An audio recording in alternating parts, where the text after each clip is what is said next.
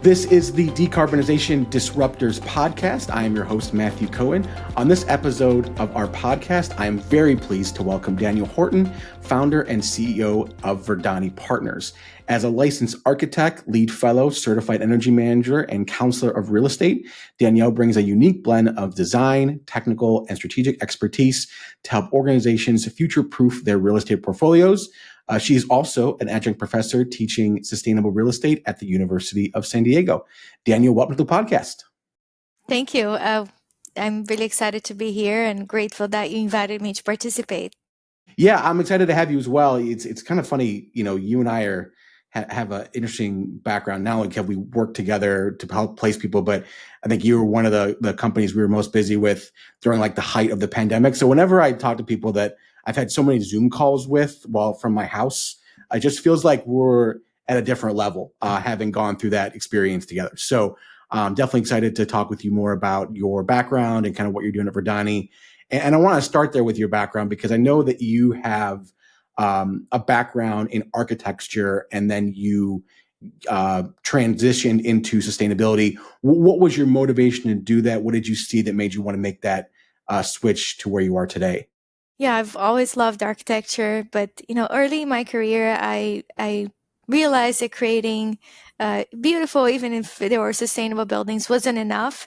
If they were harming the planet, but also you just spent so long working on a single building.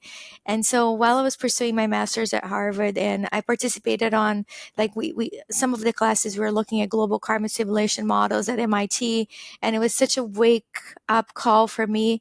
I saw clearly enough the urgency that we needed to do and to reduce carbon emissions. And I think the built environment, right? Buildings contribute nearly 40% of global carbon emissions. So I realized that, my impact could be a lot bigger at the intersection of climate and the built environment. And, that's where the transformation must happen. And that's where I chose to lead and focus my career path on. Yeah, and I'd be interesting to know kind of how you took that motivation to found Verdani Partners. What was the catalyst behind starting your firm that many years ago? Verdani was born of both passion and necessity. After over a decade, it has had a sustainability of a national real estate portfolio.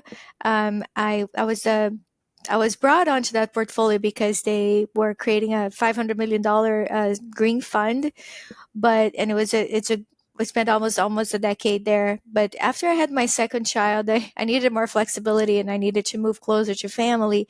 At that time, remote work wasn't an option. So I took a leap of faith and launched Verdani in 2012. My former employer then became my first client, and we had already LEED certified 100% of their assets, or in top spot on GRES for 3 consecutive years.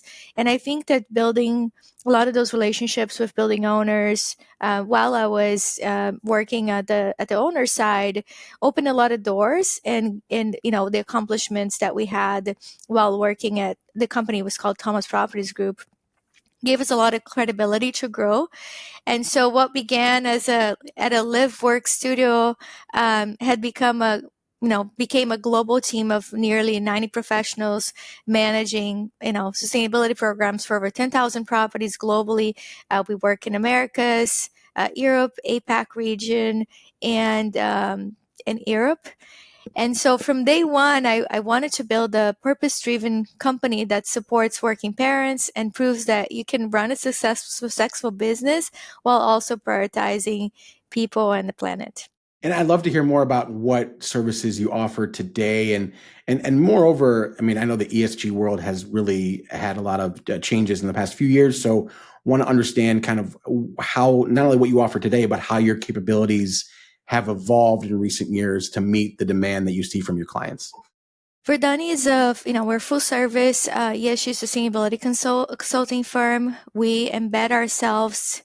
I from that experience from the owner side, I really saw what was needed to green a portfolio. And so we built kind of business model around that experience. And so we embed ourselves within our client teams to deliver results, strategy, data management, green building certifications, decarbonization, regulatory compliance, resiliency planning, and more. But even when I was like a sole person trying to implement all these strategies from the owner side, I realized like I didn't bring all the skills that you need to build a successful team. And like it really takes a multidisciplinary team. And sometimes companies they can't afford to like hire 5 different people. Like, right, someone that's going to manage their corporate sustainability program, an engineer, someone that's going to do communications. So we bring fractional people that bring the right skill sets so we can kind of fill those gaps and manage those programs for in behalf of our clients. We become an extension of their team, really embedded into their organizations. Some of our clients that we brought since we started the company are still our clients today. And as the industry evolves, we also have done that. We expanded our services into decarbonization, resiliency, biodiversity, stakeholder engagement, and many areas that are essential to building long-term value. So our internal we have a lot of our research and development committees, and also created a nonprofit arm called Verdani Institute for the Built Environment, that helps kind of to also bring a lot of our expertise to the general community to keep advancing sustainability. And we're very proud to be a minority woman-owned B Corp. We have over 70% of our team. It's women, people of color, and that diversity really helps fuel our innovation and helps us create inclusive, high performance cultures across our different clients' portfolios. And I'd like to get your perspective on, and I think you would have a good perspective on this, how the real estate industry specifically has changed their approach to ESG in the past few years, because I think, it was usually all encompassing, like you've talked about, between corporate and then the built environment space. And how has that changed? What are your clients looking for as of late that you're trying to meet the demand for? I think the shift has been massive. I see, even though some portfolios are changing how they name their programs, right? But moving away from the ESG as a terminology, I see that it's no longer a nice to have. It's really a business imperative. Regulations are tightening, investors are asking tougher questions, and climate risk is really also reshaping the market. So today is not about what you plan to do, like having policies or goals, is about what you're actually doing. You really have to show implementation, performance, the results. And really the focus is shifting from reporting to real measurable action. You really have to show, to be able to implement these strategies and show results. And that's how we work with Verdani. We're hands-on, integrated, performance-driven. We help our clients not only with their strategy, but ongoing implementation. We track progress. We publish their data on an annual basis. We do a strategy meeting so we can say what's working, what's not, where we have to like retool, repurpose, so that we can make sure we're helping them achieve results. And Yashi is becoming a really a new operating system for real estate, and we're helping our clients lead that transition. I think with all the different risks we have today, it's I think it's very risky not to have a program. Like when you say, what's the cost? I mean, what's the cost and the risk of not having some of these initiatives in place where you're both like, it really is. I think in the US, it's really they're doing from bottom line because of their bottom lines is to create value, protect value, and really future proof their buildings and portfolios from a lot of the different climate and transition risks that the industry is facing.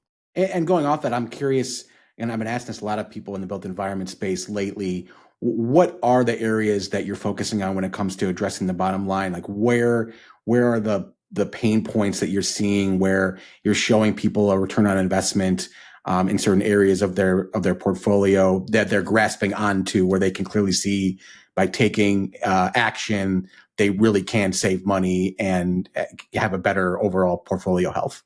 I mean, there's the basics of like, reducing operating expenses, efficiency programs. I mean, I think before we focus a lot on like, you do an ASHRAE audit, you can, pinpoint like return on investment from like doing a lighting retrofit, switching to LED lights. I mean, those we call like, it's not even a low hanging fruit, it's fruit hanging in the ground. Now we do more comprehensive audits. I mean, we look at strategies at the portfolio level, but at the asset level, we do call the green property condition assessment. That includes like a decarb assessment, a resiliency assessment, efficiency. Since they're going on site, they can look at that all at once, and you can even look at opportunities to implement renewable energy at the property, or climate mitigation strategies. And I think that's really important at the during the due diligence process, so that you can implement those strategies, incorporate them into your underwriting plan, and also know if that's a property that it's worth investing.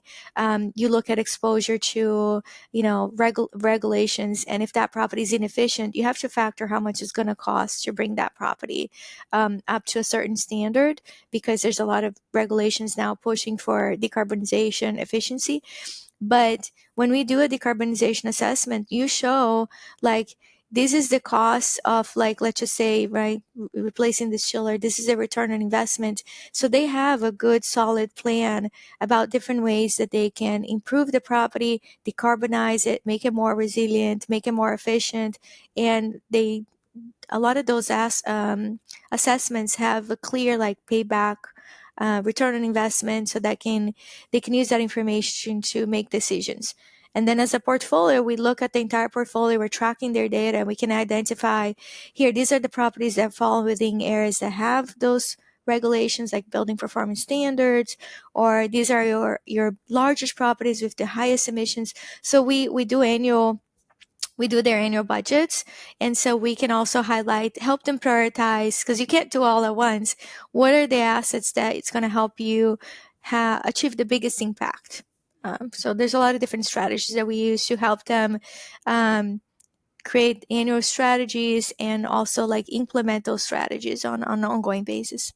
And I'd love to get your thoughts too. This is one of the areas I always find really interesting, is how we communicate the urgency of addressing carbon emissions in the built environment, because we both know, being in this world, that like so much of our carbon emissions come from built environment space. In the US, we have not addressed it fully. Is it simply a communications issue, or is it possibly the technology hasn't caught up to that sort of a catalyst of really becoming a net zero environment? Like where's the straw that can be broken in order to get the amount of funding and the amount of capital that we need to really communicate that urgency the built environment needs right now? Yeah, we need stronger accountability, better storytelling. Buildings are sometimes left out of the climate conversations, even though they account for 40% of emissions. So it's not just about saving the planet, it's about protecting value, reducing operations risks, and insurance compliance. So what we do is we build clear decarbonization roadmaps, and both environmental, right, financial return on investment. And so we can equip our clients to lead, especially markets in the US where regulations are fragmented and processes under political threat. But through our, I'd say, communications, our strategy, showing like from a financial perspective where they can make progress. We're also, through our nonprofit Vibe ESG guidance reports. Our next one's going to be about global decarbonization, where we're sharing real implementation solutions from companies that are leading the market. We're helping amplify the message, not only sharing challenges, but solutions, how companies are implementing these strategies across, to disseminate this information across the industry and the community, to really move from compliance-driven reporting to action-oriented leadership. But, like I'd say, as a company, in terms of future-proofing your portfolio, right? Many states, I mean, the world needs to decarbonize, right? I like, even when I teach, I like to show a graph, like the utilities, everybody's going to be decarbonizing. They're going to be moving away from fossil fuels. So and there's tools like if you're aligning with the Paris Agreement of science-based targets, buildings need to be decarbonizing along with it. And we have tools like CREM that's can show like year of stranding. So like if you're not decarbonizing along with that curve, right? What is the year where you're decoupling from that? And I think the term stranded assets was really more meant for fossil fuel companies, but I mean, it can be used a little bit for buildings as well. And so it's really risky if you're not doing anything about it to be able to decarbonize and lower your emissions along with the market. And I think that building performance standards are doing an incredible job. Like they're actually getting results. And that's where we are also prioritizing our clients' properties that have those regulations in place to make sure we're helping them decarbonize so they can, it's over time. It's not like, it's going to take time so they can start taking steps to decarbonize along with the grid. And I'd say all of that information is going to become available when we're doing due diligence for new acquisitions, when you're trying to sell, because tenants are also making their own commitments, right, to their own decarbonization commitments. So they're not going to sign a 10-year lease in a property that's not showing clear leadership and steps to get there. So I think that investors understand, they're asking for it, tenants are asking for it. It's going to be hard you're going to be less competitive. It's very risky to not have a plan and not be working toward decarbonization when the whole market has to move in that direction. And so once you've done that, I'm curious kind of what the next step is for Verdani and the industry that you've started. Is it more about, is there a technology play that you kind of see in your future as we've seen other ESG companies take advantage of? Like what's on the horizon for the services that you offer that we should know about? Since we work with like a lot of portfolios, like we work with over 10,000 properties globally, we work with our clients to vet some of the best tools and technologies. I also recently joined a UNEP group, and there's like 50 global experts that meet annually and to talk about some of the greatest challenges that the industry is facing, how to get there. And there's solutions discussed from like many different countries, what's working, what's not, so that we can work together to find solutions. I think and it was interesting because even looking at a global carbon simulation model, even if if the entire industry was fully efficient, powered by renewable energy, both the buildings and transportation sector, we're not even getting close to reaching like Paris Agreement targets. Some of the key things that we need to accomplish include like having carbon pricing so that there's a real price signal, especially in the US where everything is financially like you have to put everything from an economic lens. Then, like polluters like have to account for the environmental impacts, and it makes fossil fuels more uneconomic. So I think that that's going to be critical in pushing the market. At the same time, we're pushing for more accountability, right? So data reporting, we're vetting a lot of different tools, a lot of different solutions. It really is multidisciplinary. Like we really have to work together as an industry to kind of solve the climate crisis. And I think for Verdani, I mean, we're not only exploring a lot of the software tools, we're also looking at AI and how we can layer that to kind of augment from data analysis and reporting. And so I think it's really important to make sure we're keeping track with building systems based on the technology of the future, not technology of the past, and help our clients navigate to that. And I'd say for Verdani, we're entering a new exciting chapter, even for us ourselves walking the walk. We recently earned LEED Gold for our office. We were recognized as a green certified business by the city of Carlsbad. We certified with Energy Star with a score of 99. So we're also trying to make sure that we walk the walk in terms of helping the market move forward through our nonprofit organization, Verdani Institute for the Built Environment. We're publishing 15 ESG guidance reports to share our knowledge beyond, our clients that can pay for our support. The next one, as I mentioned, is focus on decarbonization strategies at the portfolio level. And the next one is going to be resiliency. We're integrating AI into global digital tools. We're expanding globally as well, which we're really excited about, because many of our clients are, in Europe, Latin America, Asia Pacific. So we want to do that. We're forming strategic partnerships to scale our impact.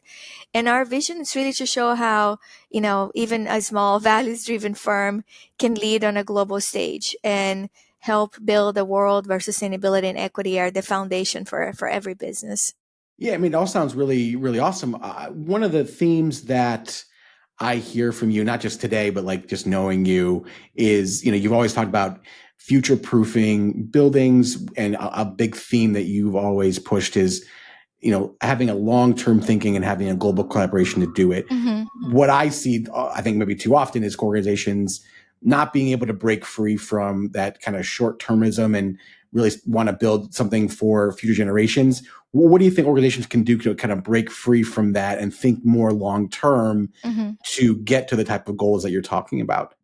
I'm saying for many industries, long-term thinking is no longer optional. It's essential for survival. When you think from a climate disruption, water scarcity, biodiversity loss, rising inequalities are all interconnected threats. Every business needs to kind of understand how that's going to affect their industries, and making sure they are thinking long-term, they are future-proofing their organizations. We can't solve any of these problems in isolation or with just a short term quarterly mindset. We really have to think long term and understand where the industry is headed so that we can, you know, prepare and plan accordingly. At Verdani, we advocate for regenerative design solutions that give more than they take. It's about aligning incentives, capital, and culture with a vision that can span generations. And I really believe that organizations can thrive when they connect sustainability issue with both purpose and performance. It's not just like, can we afford this? It's, can you afford not to do this? The companies that embrace long-term strategies across climate, social impact, and governance will be the ones that endure and inspire, and they are going to succeed, lead, and be more competitive in moving forward. The last thing I wanted to ask you is, and this gets more into my world, is um, I get a lot, probably a couple times a week, I get people reaching out to me. I'm in oil and gas, I'm in finance, I'm in maybe even in real estate, and I want to enter the sustainability field. What advice do you give to young professionals who want to do that? What should they be thinking about when trying to enter sustainability space? We need so many voices. We need people with expertise in so many industries. Sustainability is more than just buildings and carbon. It's about justice, inclusion, reimagining our systems. My advice is like, don't wait for permission. Start where you are, learn, connect, lead with your heart. When I pivoted from architecture to corporate sustainability, the field was barely defined. I created Verdani to be the kind of workplace I wish existed for women, for immigrants, for parents, purpose-driven professionals. And today our team speaks 17 languages, brings diverse lived experiences to every project. Through Vibe, we offer free education, mentorship, resources for students and early career professionals as well. I recommend sometimes volunteering is a great way. Sometimes like the chicken and the egg, right? You can't get a job if you're switching fields, or like if get education, but that can be expensive as well. But like just get involved with organizations, right, that share your values. So there's so many nonprofits that are doing incredible work, and just like volunteering, we can be part of that network, meet people, but also have something tangible that you can put in your resume as some experience in that field, because it is very competitive out there. But there's a lot of like so many free courses, like our Vibes education resources, like all our guidance reports. And we actually do also every month we do free educational webinars. There's so much content out there. And so if you really care deeply and boldly, there's a place for you in this movement. I mean, we really need all of us to be part of the solution.